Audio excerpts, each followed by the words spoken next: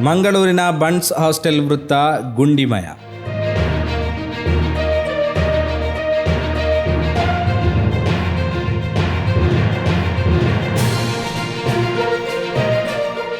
ಮಂಗಳೂರಿನ ಪ್ರತಿಷ್ಠಿತ ವೃತ್ತಗಳಲ್ಲಿ ಒಂದಾದ ಬನ್ಸ್ ಹಾಸ್ಟೆಲ್ ವೃತ್ತದ ಆಸುಪಾಸಿನ ಮಾರ್ಗವು ಗುಂಡಿಗಳಿಂದ ತುಂಬಿದ್ದು ದುರಸ್ತಿ ಮರೀಚಿಕೆಯಾಗಿದೆ.